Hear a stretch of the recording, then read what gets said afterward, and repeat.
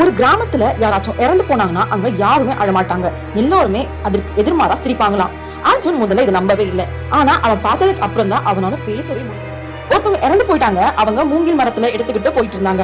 அதை சுற்றி இருந்த எல்லாரும் சிரிச்சுக்கிட்டே இருந்தாங்க. ஆனா அது சாதாரண சிரிப்பு இல்ல, பெருசா வாய் இழுத்த மாதிரி கண் கூட அசையல.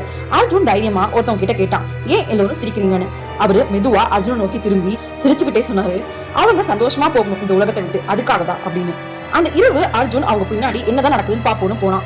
கல்லறை கிட்ட போகும்போது அவங்க அந்த இறந்து போனவங்க சுற்றி நின்னுகிட்டு சத்தமே இல்லாம சிரிச்சுக்கிட்டு இருந்தாங்க. அப்போ திடீர்னு அந்த இறந்து போனவங்க கண் திறந்துச்சு, மெதுவா உட்கார்ந்தாங்க. அதோட அவங்களோட சிரிப்பு இன்னும் பெருசா இருந்துச்சு. அது அர்ஜுனை பார்த்து கேக்குது, இது யாரு புதுசா இருக்குன்னு. அதுக்குள்ள எல்லாரும் அர்ஜுனை நோக்கி திரும்பி சிரிச்சாங்க. அவனை பிடிச்சி அவன் வாயை இழுத்து சொன்னாங்க, சிரி, இல்லனா அது உன்னை சூஸ் பண்ணிட்டு போயிடும்னு. அடுத்த நாள் மறுபடியும் அந்த ஊர்ல ஒருத்தர் இறந்து போனாங்க. அந்த கூட்டத்துல அர்ஜுனும் நின்னா அதே மாதிரி சிரிச்சுக்கிட்டே. இந்த வீடியோ பிடிச்சிருந்தா மறக்காம லைக் பண்ணுங்க, கமெண்ட் பண்ணுங்க, ஷேர் பண்ணுங்க. இது போன்ற மீண்டும் வீடியோ பார்க்கணும், சப்ஸ்கிரைப் பண்ணிக்கோங்க. இந்த வீடியோ பார்த்து நன்றி.